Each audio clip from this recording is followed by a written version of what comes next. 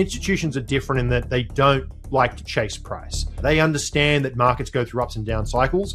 So in my view, they're going to sit there and they're going to wait until the price is right, and they're going to buy in, and people aren't going to see it. Crypto Twitter is going to be as bearish as they ever are, and they're going to sell the bottom, and it's going to be this exact same as every single previous cycle, and the smart money is going to come in and take it running. And what I think is really different is the allocators who buy in this downturn, they're not looking for a 10% move. These are going to be like just forever allocators where they just put it away, and once the market finds that level, we've built a floor at a significantly higher price with a whole new, like I've been calling it the great rotation. The old hands who've been around since like 2010, they've finally been able to exit their 10,000 Bitcoin positions for the first time ever and not have the feds up their ass for suddenly having $1 billion in the bank account. So they've been able to exit, and these new entities who are relatively price insensitive because they're just so big, they're actually on the buy side. So I think it's just a real switching of the guard. So the market moving forward will be different to the market. And I think we're in this like estuary between like the old crypto Wild West and what is going to be a new, much more institutionalized asset. Welcome back to the Block Space podcast, brought to you by CleanSpark. If you're enjoying this podcast, please leave us a 5-star review on whichever podcasting app or platform you are listening on. It helps us out a lot and takes less than 5 seconds. If you're listening on Spotify, there's a little wheel at the top you can click to rate. And if you're on Apple, you scroll down to the bottom of our feed and you'll see a spot to leave a review. Again, thanks so much. This helps us out a lot. Now on to the show. Howdy, y'all. Charlie here. Watch our new documentary, The Bitcoin Professor, featuring Starkware co-founder Eli Ben Sasson as he and I hit the road to meet with real Bitcoiners in the American heartland. We visit a Bitcoin mine, a Bitcoin cattle ranch, and a local Bitcoin meetup. Discover how Eli and Starkware are building tools to supercharge the Bitcoin economy. Watch the full documentary today on our YouTube channel. Links down below in the show notes.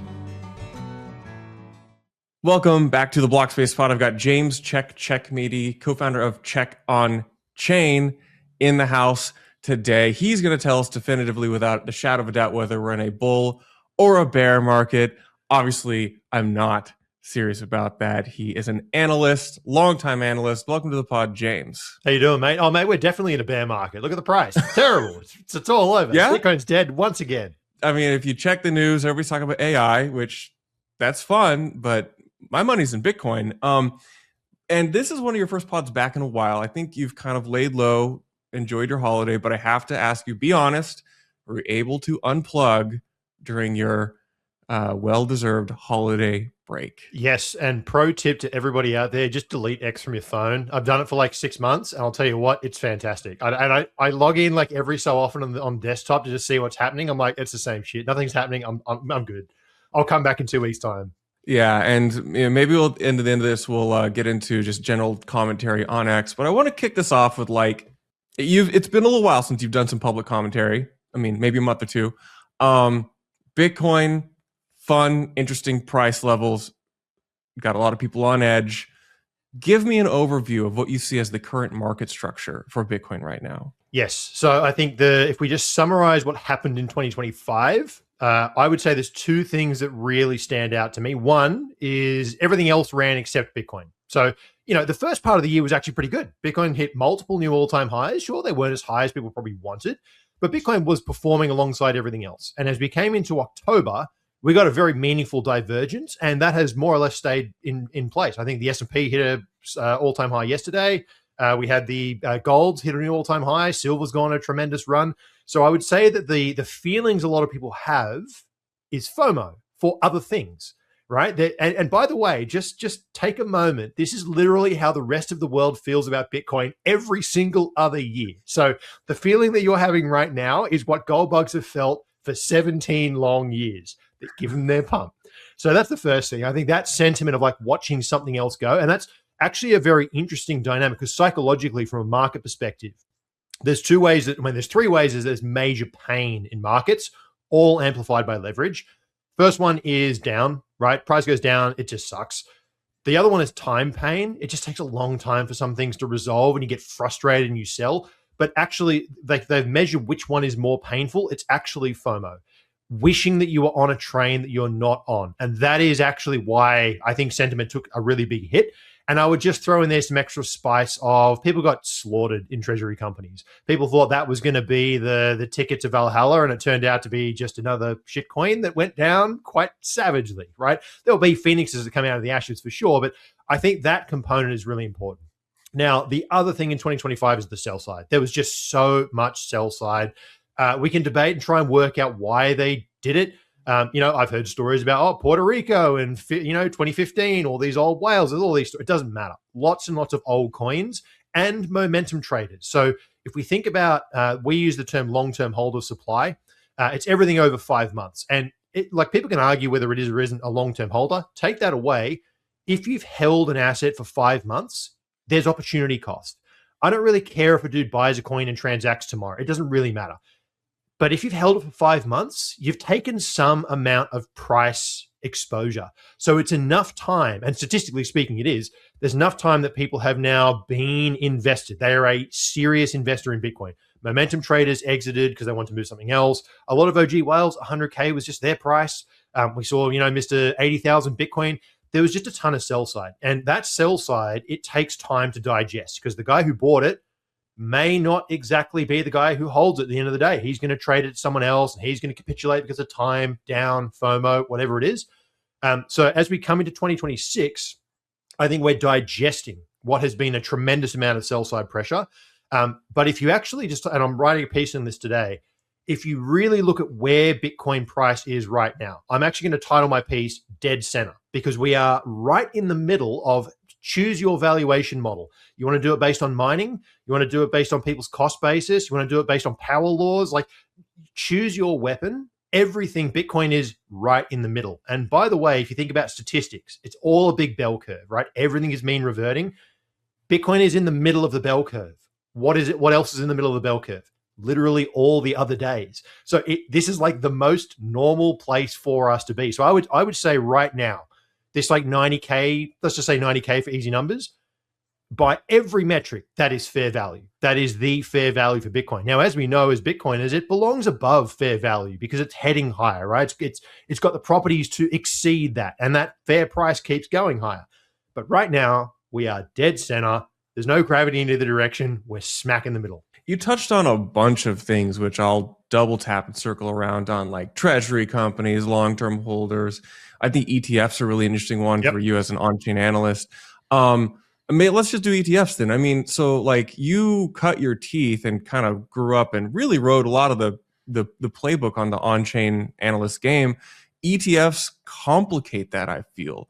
I guess, what's your take? Do ETFs make on-chain analytics more difficult, or how do you interpret the new regime of data that we can find out publicly from this new major market participant? No, they actually make it easier, and let me explain why. So I wrote a piece a little while back called "The Exchanges Are Running Out of Coins!" ! Because how many times do you see on Twitter some dudes posting, "Oh, look, exchanges are running out of coins," and they're always at 2.5 million because there's data errors and blah blah blah.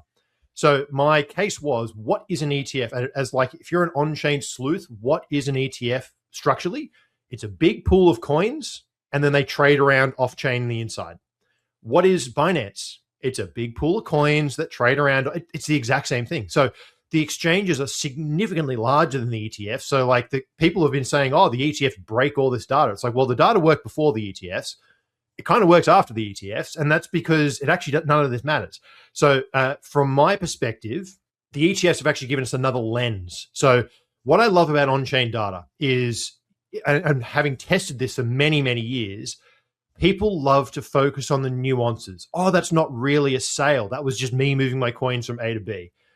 That is true of all data in all markets, always.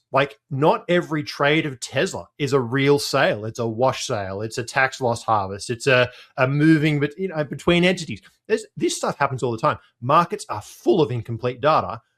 But the beauty is when you look at the individual, yes, there's going to be error bars around them. But when you do the big aggregates, it actually doesn't matter because for every dude who's taking a tax loss harvest, another dude is taking profit because he's moving to his different brokerage account. So they all just seem to balance each other out. And there's other components, which is we look at metrics that are spent and unspent, coins that are moving and coins that are not. The ETFs, by and large, don't move that much. What really matters is the inflows and the outflows. So what is really cool about the on-chain data side of things, I like to view all data as a survey of different parts of the Bitcoin population. If we look at the ETFs, we see the biggest inflows at the top, we see the biggest outflows at the bottom. When we look at the futures market, we see the biggest funding rates at the top and the lowest funding rates at the bottom. When we look at on-chain data, we see the biggest profit taking at the top and the biggest loss taking at the bottom. So when you see all of these three things line up, and they do, at the right time, you're like, that's telling me that the buyers in the ETFs are doing the wrong thing, the buyers in the degenerate futures exchange doing the wrong thing, and the guys on chain are taking big profits. What am I going to do? I'm going to do what the smart money's doing and like piece this all together. So what the ETFs have actually done is just give it another lens of, or a sector of the market we can survey and compare it to the other sectors of the market and say, are we getting a very consistent, coherent story? And like 99% of the time they speak the same language, and that gives you a lot of confidence as an analyst. So yeah, that's insightful, and because a lot of these are regulated entities, there's a little more transparency in their public filings, but given that we've got ETFs and they've been buyers largely since Genesis until I think if I'm looking at the data right, until recently, the past month or two has been a period of outflows for ETFs. How do you interpret this? And then I guess, are the ETFs still in the driver's seat for Bitcoin price? I know. What's your take on this? So the ETFs, there's two ways to look at this. We've seen about 6.5 billion of outflows over the last, let's just say, since November, I would say. So at 6.5 billion, it's the biggest absolute value of outflows. Price is down 35% from the all-time high. The total AUM in Bitcoin terms held in the ETFs is down, like, I think the AUM is down like 4% or 3%. And if you look at it on a dollar in versus dollar out, like a dollar flow basis cumulatively, that's down like 9%. So that's 6 point something billion is like 9-10% of the total that's gone in. So price is down 35. Total AUM is only down 3 or 4. And that's because a lot of those inflows were at much lower prices. 60%, if you price every inflow to the ETFs, 60% of the inflows were at a higher price. So they're underwater in theory. And yet we're seeing single digit outflow volumes. And then here's the kicker to the whole thing. When you overlay how much CME open interest, so the futures exchange for regulated entities, when you look at how much the open interest has changed, guess what? 6.5 billion worth of open interest has declined. This isn't investors who bought Bitcoin directionally and they want to be long and they're saying, the thesis is busted and I hate this thing. This is actually, in my opinion, a lot of this is just a very technical, it's the end of the year, coming into 2025. I'm a hedge fund. I want to close out my CME basis trade where I'm long spot via the ETF, short the futures. I'm going to close that position out, put a nice little P&L statement on my thing, send it out to investors. Look, I made you 25% or 10%, and then I'm going to rethink what I'm going to do in the next year. So a lot of those outflows are actually, in my opinion, very, very technical and like mechanical part of the basis trade. So that's not to say that it doesn't impact price, because the ETFs are less liquid than the futures are. So the sale of the ETF to exit that position can be a bit of a weight on price. But I don't think we're seeing like get me out of this thing. In fact, if I was to describe the ETFs, I've been calling them the extraordinary ETFs because they just keep hoovering up coins, and they don't seem to be like these, the original thesis was they're orange poker chip holders, right? It's just going to be TradFi guys coming in and just playing in the casino. No. It seems to be people who buy the ETF are just like dollar cost averaging, stacking away. Could be retirement accounts. Could be institutions who just don't care and they just buy in. It's like 0.01% of their portfolio. Who cares if 0.01% of your portfolio goes down to 0.05%? They just rebalance, and it's like an irrelevant spec in their P&L statement. So for the most part, I don't think the ETFs are actually bearish in any way, shape, or form. I think it's a very constructive sign. Yeah, you bring up a good point. Like, the ETFs are a very different market participant than I think we've seen. Like, I think about my dad, right? Been trying to get this guy to buy Bitcoin for forever. He's not opposed to it, but that IBIT, DCA buy is so easy for him. I'm curious, like, you look at the data a lot. Do you ever talk to folks, like just interviews, like who are like the typical ETF buyer? And like, what's your takeaway? What do you hear from those folks? Yeah, so the last time I ran a study, which granted is a little bit out of date, something I do need to refresh, but the last time I looked at it would have been probably this time last year, I think. Yeah, probably would have been the end of 24, start of 25. And I basically looked at the makeup of the ETFs, and it was like 20% institutions, 80% retail. So I think a lot of the ETFs are literally sat stackers who suddenly just want to put it into their stock portfolio as well. Probably got a big spot corn bag and they just want to keep adding it to it via the ETF. Maybe they want to lever it up. Maybe they just want to have it in their brokerage as part of their collateral system. There's all sorts of reasons why people do this. But also retirees. You know, like my old man's the same story. Like getting him to actually buy spot Bitcoin and also just like having to deal with it if anything goes wrong. Like there's so many curveballs. Here in Australia, we've got self-managed 401ks called self-managed super funds. And a lot of people there, it's like for me, it was literally easier than me having to deal with like all the accounting and the auditing and all that stuff to having spot Bitcoin. Whilst you can do it, I also kind of want to diversify my custodies. Like if anything does happen to me, my retirement account just gets packaged up and moved. So the ETFs are actually a much better option for me in that front as well. I got too much other stuff on my plate. So I think there's a lot of people out there who the convenience is a very, very real thing. So I actually think a lot of Bitcoiners are using the ETFs as well. Now, the other way to look at it is the 20% of the institutions. And these are the ones that have got to file their, I forget the name of the form, but they've basically got to file and say, like, here's the amount of assets that we have. And my study of that basically showed there was two different buckets. It's like a big sliding scale, but you've got the smaller institutions, right? These are like $100 million AUM firms.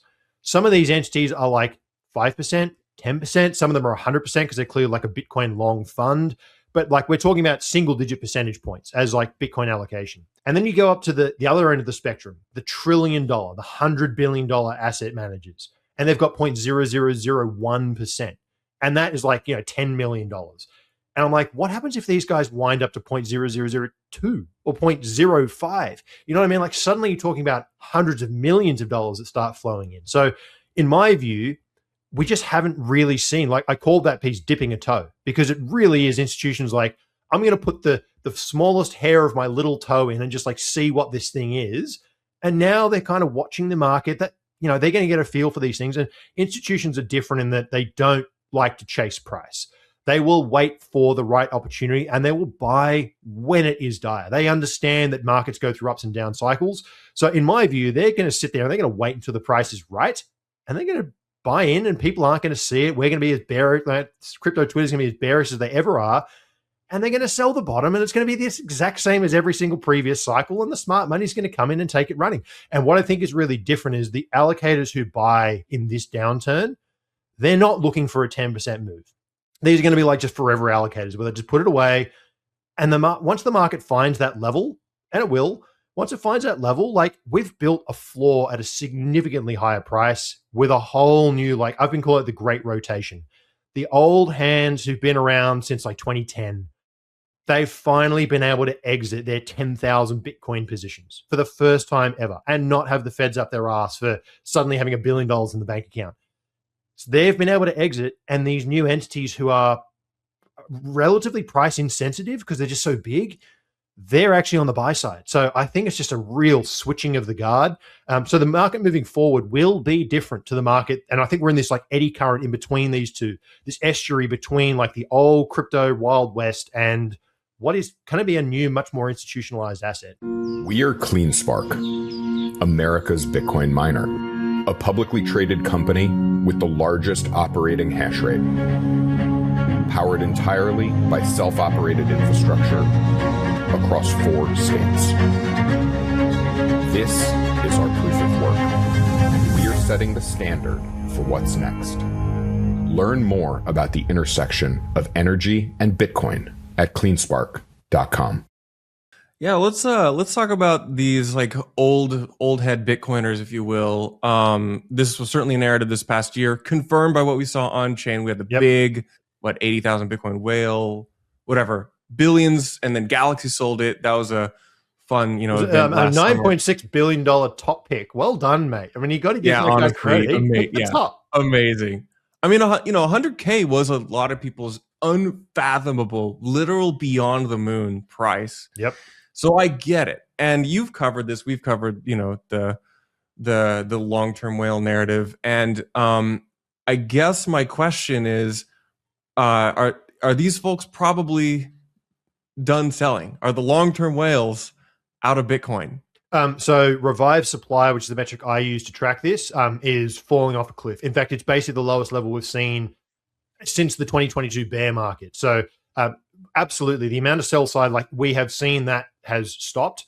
Now, it doesn't mean that those coins have found a new home. They've still got to go and find a hodler. So they're going to migrate between, the speculator who bought it at 105 and was like praying that it goes back up. And here we are down at 90 at some point.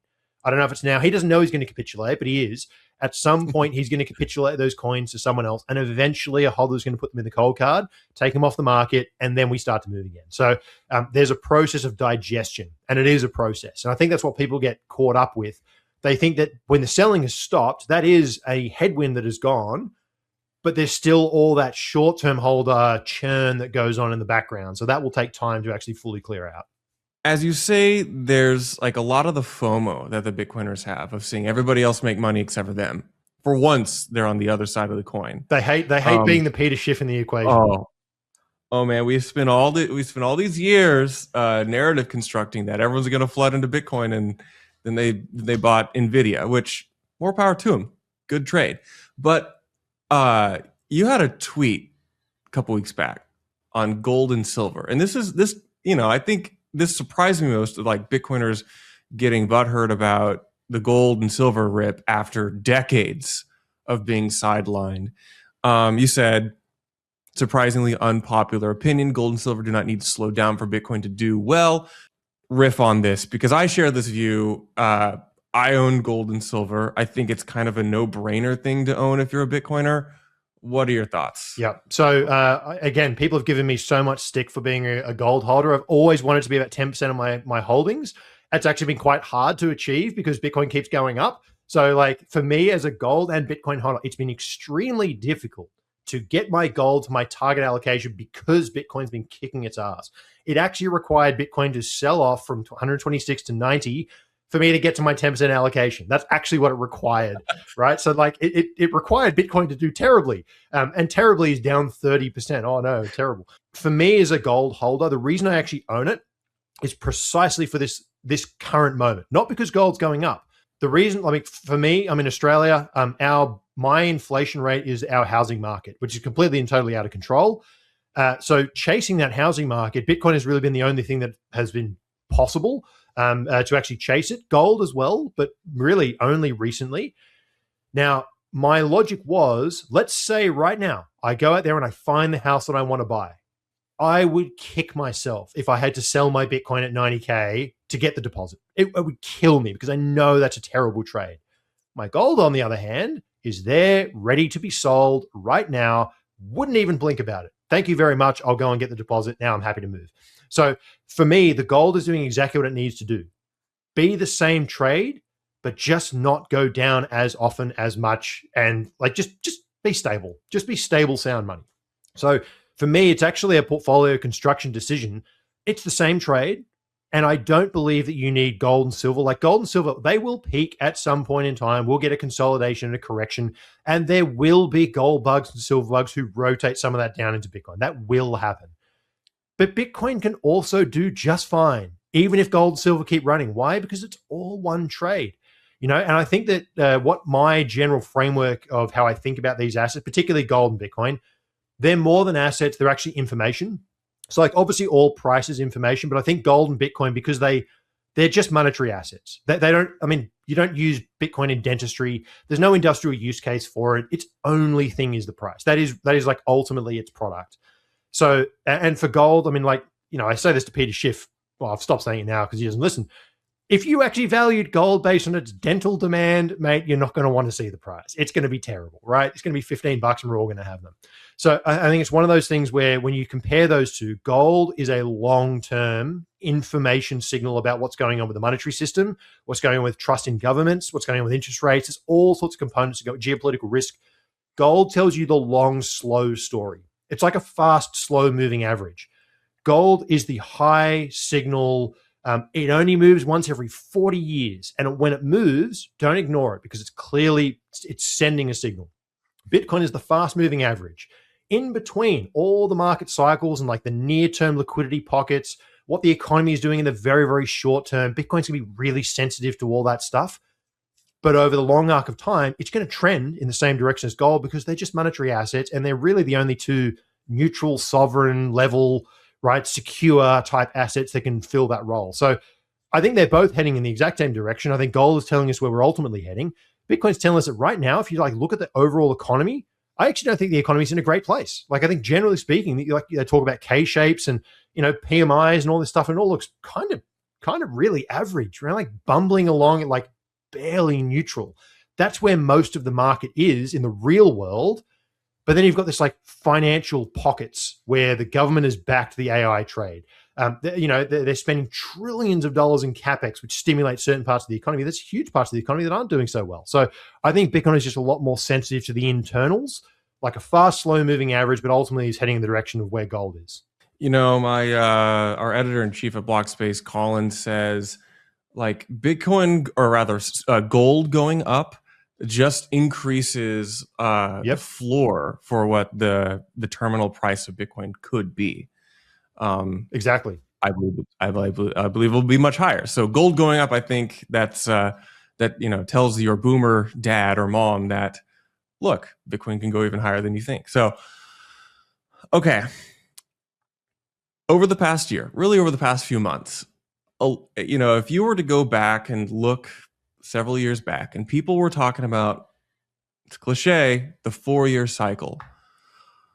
The 4-year cycle would have peaked over the past 4 to 6 months. If we look at like time from the halving, if you're one of those folks, but I don't really have anything else to go off but vibes here, and it just feels like something's different. And I'm not saying 4-year cycle like super cycle. I'm just saying it feels like we are not following the conventional Bitcoin cyclical price behavior.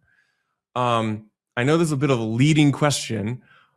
What are your thoughts on this? I bet you get this a bunch, but I'm going to bid you for maybe a different perspective. I'm trying to get not a no. Yeah. So I think the 4-year cycle was always bullshit, honestly. And I think people like we love to assign it to the halving. Honestly, the halving, I consider it to be a completely and totally arbitrary date. Just from a very simple, like a very, very simple perspective, I think the halving does two things. One, it makes miners way less profitable. That's it. Like that, it makes them way less profitable as a business. And the other one is it's like a reinforcing of Bitcoin's, it's a reminder of its like core properties. But like if you really look at the amount of mining issuance that decreases, compare it to any metric, volume, here's the case in point. Miners get like 450 coins a day right now. The long-term holder selling has been like 10,000 coins a day for like 6 months. 10,000 coins. So when people say, why does Michael Saylor buy 10,000 coins and the price goes down? Because hodlers sold 20,000 Bitcoin yesterday. So like there's just been more selling. So like it just doesn't matter. No matter which way you want to describe it, the halving hasn't mattered for, I would say, a decade in terms of general I would agree, scale. yeah. So it's not driven by the halving. Then people say, well, they'll try to retrofit some other 4-year thing, like, oh, it's the US election cycle. It's like, okay, maybe. But like also when you like dig around and actually look at how US elections work, it totally depends. Are you in a populist period or not? Which party does it look like they're going to be a switching over of power? There's all sorts of things in there that like change your distribution of how does an election year go? How does it not go? There's all these different things. And when you look at the Bitcoin statistics, we're only talking about a sample size of 3 or 4. And honestly, in the bull market, if you remove 2017, suddenly it all just doesn't quite look so good anymore because like 2017 was just so unbelievably powerful that it makes all the statistics of those years look better. If you remove that, and that was its own thing, that was an adoption-driven cycle. So there's just very, very different components, I think, that people like to anchor to. It could be business cycle, it could be liquidity conditions, but like my general framework, and I actually looked at this across multiple metrics, on-chain, technical, for folks in the audience who want to kind of replicate this study, just take the Mayer multiple, divide price by the 200-day moving average over its full history.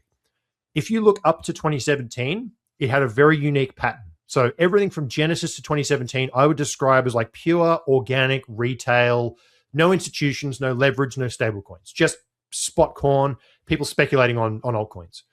Then there's a middle period of the 2017 top until FTX blew up. So let's say 2018 to 2022.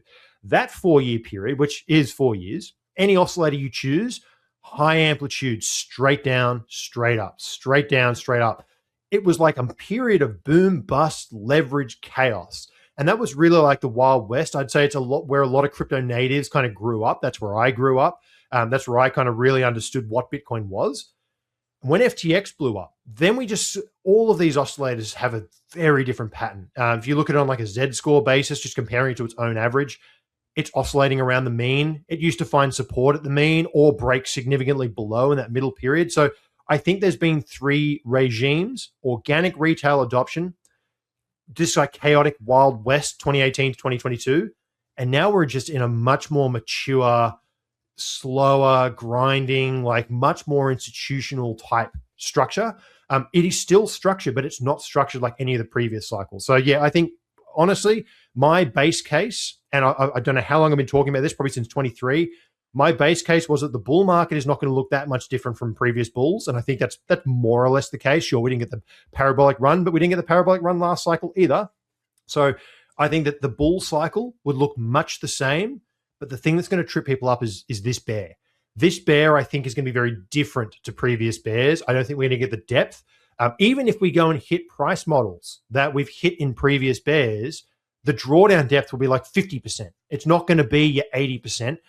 There's a lot of things that I think are going to be very, very different this bear. And like, are people going to, let's say, just for argument's sake, let's say we've already bottomed at 80, or let's say we bottom at like 60. Are people going to reset their cycle charts like they did at FTX or COVID or when the 2018 bottom went in or the 2015 bottom? Are like people actually going to reset their charts and say, oh yeah, that was a complete and total flush out? I think people are going to get lost because if we then go down 50 and then go back to 200K, suddenly people like, is it a super cycle or is it a new bull cycle? Are people just going to lose their minds? They're not going to know what to do. So I think that using old rules and pretending that Bitcoin is anything like it was in the past, it will make people confused. So I'm being very, very flexible with my thinking and just kind of allowing the data to tell me where I think it's going. So I think being flexible moving forward and not anchoring yourself to the 4-year cycle is going to be helpful. Last analytics and price question. In light of what you described, what maybe to the average viewer, what are like the handful of things they should be paying attention to divine where we are in that eddying, in this estuary that you describe, directionally coming out of it? What pieces of information should they be paying attention to? Yeah, so I can actually distill it down to one, and that's the realized cap. The realized cap is just the most amazing metric. It's the backbone of just everything we do in on-chain data. The way to think about it, the market cap is every coin in the supply times the current spot price, which is kind of useless because Satoshi's coins haven't moved since a price of 0. Hodlers haven't moved since 2019 or 2020 or whatever. Like coins, we're better off actually valuing coins when they last transacted. So we actually look at the on-chain footprint, the UTXO set. When did every coin last move? Give me the price and assign it to it. So Satoshi's got 1 million Bitcoin, but they're worth 0 in realized value terms. The guy who bought yesterday, his cost basis is what, $91,035? That's his current cost basis. When someone, Mr. Whale, he bought it like $20. He sold it 126,000 or 124,000, whatever it was. The delta, someone else had to come in to buy those 80,000 Bitcoin at that higher price. So that's a capital inflow. Now, when the realized cap stops going up, which it has now plateaued and is now trending lower, that means that coins that were bought high are now being sold low. So what is a bear market? It's a revaluation of expensive coins to a new buyer at a lower price. So when that realized cap starts to bottom out and then start to climb again, that is actually telling you that we're now moving from a regime of loss dominance back into a regime of profit dominance, where people can actually take profit, new capital's coming in and absorbing it, and the price keeps moving higher. So at this point, the realized cap is basically petered out. It's starting to descend. That is telling us immediately you just got to have bear market lenses on until that turns back around. But I also think that it's going to, I don't think we're going to get the depth because there's a whole series of price models that we can talk about. But where we are right now, 80K, that bottom, to go below that level, that in the previous cycle is 30K. Now, what did it take to go below 30K? Luna had to market sell 80,000 Bitcoin and be a fraud. 3 Arrows Capital had to borrow billions of dollars in unsecured capital, and that was a fraud. We had FTX that was selling Bitcoin that they didn't actually have. That was a fraud. We had Genesis, who was playing all sorts of games with GBTC. Like, choose Celsius. You choose your weapon of how many like fraudulent enterprises were in the background and were all forced sellers. What does that look like today? I can't quite picture what that will be. Now, that doesn't mean we can't have a serious drawdown, but I don't know what's the nuke that's sitting there under the surface that no one's aware of. And I'm not really aware of, I mean, strategy, but strategy's got a balance sheet that, like, you know, point to a guy on the street, he's got a worse balance sheet than Michael Saylor does. So I'm really not that concerned about strategy. And that's kind of the only thing I can think of that's like big enough, angry enough, and ugly enough to cause some kind of FTX grade collapse. Maybe something happens with a big exchange, but again, we're talking about tail risks here. So, and also completely and totally unpredictable. So from my perspective, I think the bear is going to be different. When the realized cap starts to bottom out and start trending higher and we get profits start to come back into the system, that's your clear signal we'll probably hit some kind of a major capitulation low, and then it's happy days. Outside of the analytics, you've been in Bitcoin a long time, created and destroyed your own biases, and I feel like nobody like stays in the game for like more like that long unless they have like other reasons they care about Bitcoin.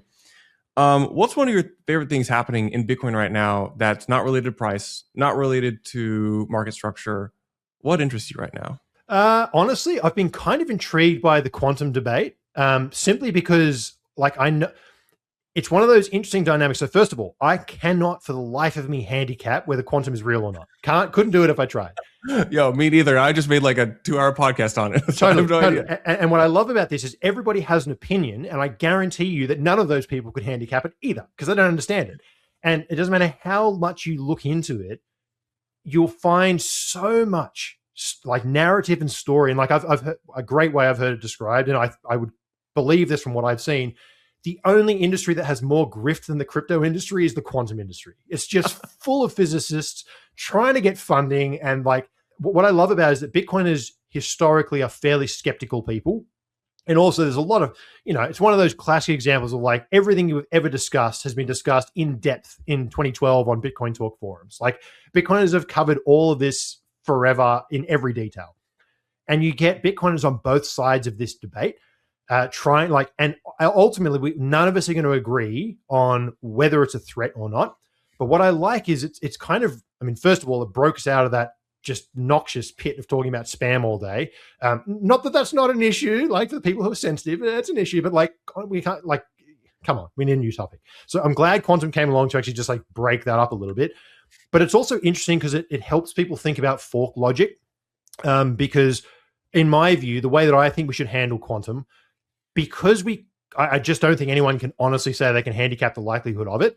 You know, it hasn't factored numbers bigger than like 21. And like, even that was many, many years ago. And like, there's a lot of evidence to say that like they kind of gave the computer the answer and then got the answer. And they go, hey, look, it worked. It's like, okay, do it again. Do it again with a different number. So we haven't quite solved any of those problems yet. So my view is that we should have, because there is capital from like the investor. I mean, we saw Ray Dalio saying, oh, what if quantum's a threat? It's like, hey, yeah, as if you can handicap it as well. Yeah. You know what I mean? Like, so there are clearly investors who are concerned about it. We've heard this from many, many people, including people who are in like Bitcoin VC space. There's capital that's now going, oh, I don't understand it, don't get it. I think that we should have a solution, right? And whether it's BIP360 or whatever it is, and I know BIP360 doesn't make it quantum resistant, but if Ray Dalio can be like kind of fooled by the grift that is the quantum side of the equation, and we just have like, yeah, no, we've got the tools, like we've built the tools, that's going to be enough to clear the narrative. So in my view, I like the mental exercise of saying like, how do we actually deal with this risk? We should have a set of solutions. What I like about BIP360, to the best of my understanding of it, is it at least makes Taproot kind of better. So like we can, in theory, just roll it out because it's a better upgrade to Taproot. In that regard, we can kind of kill the narrative that there's a problem and not really we don't have to put in any complex quantum safe algorithms and all this kind of stuff.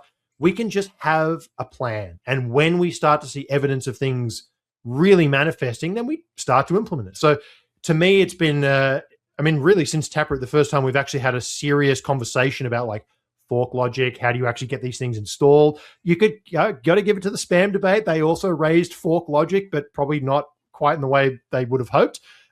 So just thinking about like that whole concept of how Bitcoin upgrades, how you go through this social mechanism, how does it work when you've got BlackRock and these big institutional holders? Saylor doesn't like upgrading anything for any reason. So you've got all these like big counterparties, and it's going to be very interesting to how we just kind of piece this all together. So to me, I found that intellectually stimulating for the first time in a long time, because I'll tell you what, I can't talk about spam anymore. It just drives everyone mental. Exact same thing here. I like to think of quantum kind of like soft fork war games. Yes. Almost like we can, it's very important to demonstrate that we can win or we can do a thing. And that demonstration often is, we don't actually have to flex the muscle. And it gives people a lot of confidence. Because there's risk in doing something as well. Not doing something is a decision. Doing something is a decision, and then doing the wrong thing is a decision. So there's an infinite amount of things you could do. So getting those right, I think, is really interesting. Yeah, and then also it's fresh to actually learn something new about like how things work technically. I think that's always fascinating. So I learned a lot about quantum, and science is fun. Man cannot live on podcasts alone about Bitcoin. Okay, so I want to resurrect an OG blast from the past for you. I think I started following you on Twitter many years ago, back when you were interested in Decred. Oh yeah, that's a time past. I think it's pretty cool. This is not a Puritan podcast. This is a intellectually curious podcast. I'm kind of curious, like, if reflecting on the past 5 some odd years of you being in the public figure talking about these markets, how has your view of Bitcoin itself evolved over time? Yeah, so that was what was it, 2020, maybe 2019 through like 2020. I was a contractor for the Decred project, which was, again, it was an amazing experience. And what I liked about Decred is just the hybrid proof of work, proof of stake system. It forced me to really understand how consensus mechanisms work, what the trade-offs are between proof of stake, proof of work, and like actually go down because the whole shtick is it's all about governance. And then you get to see, like, is governance actually a useful thing? And like, you compare it to Bitcoin, and like, as all Bitcoiners, I think a lot of Bitcoiners, if you really like look at the core fundamentals, I think a lot of Bitcoiners have gone through a journey where it was like, yeah, Bitcoin, but like I kind of like Monero, or I kind of like Decred. There was always like there was like one like sidekick Robin to the Batman. Everyone's got their favorite. All the Bitcoiners I like have their pet like crypto asset, which like, I like, So, and what's interesting is they tend to be the same names pop up. There's the same like couple of entities, and they're all like Bitcoin-ish. Very few of them are like, oh yeah, I really love Solana. It's like, maybe, but like, also I think, there's a whole, in terms of L1s, their value capture story is a whole different animal. But anyway, I learned a lot about the consensus system, how forks work, how governance works in Bitcoin and elsewhere. So just like understanding those components. But also, when you've got a proof of work, proof of stake system, the on-chain signal is also very, very interesting. And Decred had a very unique on-chain profile in terms of how it works. So I cut my teeth in terms of just like thinking of novel metrics that didn't exist to describe the behavior of a system. So for me, it was a massive educational journey. I forget what the actual thrust of your question was. I was asking you to reflect on how your views on Bitcoin have evolved. If at all. No, massively. So I went through a period where I was like, I can see that there's a bunch of flaws in Bitcoin. And then the more I've gone through this process, it's helped me refine what is actually a risk. And what I think is actually a risk is privacy. I think privacy is a risk, but then I also play back the story. Let's just say we had, just for argument's sake, Bitcoin and Zcash as 2 options for Satoshi. If he had chosen Zcash, I don't think the system would have survived because people couldn't trust that he didn't print coins in the back room. So the fact that Bitcoin was transparent from the beginning is, I think, why it's successful. But then also, it's in the modern era, it also makes it a bit of a challenge because, like, to be fair, it is easier to launder money with a gold coin than it is with Bitcoin. And it's like a great counter narrative when the ECB is saying, oh, it's only used by criminals. It's like, well, why aren't you using it? Because that's the perfect use case for you. Because it's a permanent record, immutably like carved in the stone that no one can get rid of. It's a terrible tool to do crime with. So I think privacy is definitely an element where Bitcoin has a bit of an Achilles heel. But also, honestly, when I like really reflect on that whole time of like thinking through all these components, one of the big challenges with Decred is just never got any kind of market appeal. It just never hit any liquidity pocket. It never had the demand side of the story. And what ended up happening is the project started saying, oh, they did what every hodler does, and they blamed the miners. They blamed the sellers. The sellers are keeping the price down. So then they changed the consensus mechanism so more money went to stakers. And then they changed it again. So it's like 99.9% going to stakers and like 1% going to miners. And the price still goes down. It's like, guys, you didn't have a supply problem. You had a demand problem. So it taught me a lot about product, actually. And what I think Bitcoin is just such a special asset. It just is so elegant. It's just a force in nature. Like people market it because they want to market it. There's no books written about Decred. There's no like podcast series that like make any of these things interesting. Bitcoin has like a book coming out every 6 minutes. You know, there's just people faster than block every space. 10 minutes, a block and a book. I know. So people just like the marketing department is Larry Fink now. You know what I mean? Like we've got marketers in every facet of every part of the world. I mean, I hinge my whole business to this thing because I'm like, I just think I need to leave engineering to study this thing full time. Why the hell did I do that? Because I'm like, there's something here. So it's so elegant, so simple, so resistant to change. Every time you think you want to change it and it needs to change, you're like, actually, you know what? It's kind of working just fine. But then there's all, and that then comes back to the quantum argument. It's like, but sometimes there is a reason why we have to do something. But then is there? You know what I mean? Like that's what I think is so interesting about Bitcoin. It completely took away the keys to being able to change stuff. And even just from the on-chain profile, it's so simple and elegant. And yet I've got 600 metrics that I push from my own node to my charting suite every day. I mean, I'm the only one who knows what most of these things do, but like they're all interesting. Every single one of those tools is a part of the Bitcoin blockchain that only sends and receives. That's all it does. And yet it's such a detailed system, so elegant, so simple. It's incredible. James, Checkmatey, Check on Chain. Thank you so much for coming to the Blockspace podcast. Appreciate it. Maybe we'll have you every 100K or so. And 100K blocks or 100K price? Whichever comes first. I don't know. Anyway, thank you so much for joining the podcast. Good on you, mate. Thanks for having me on.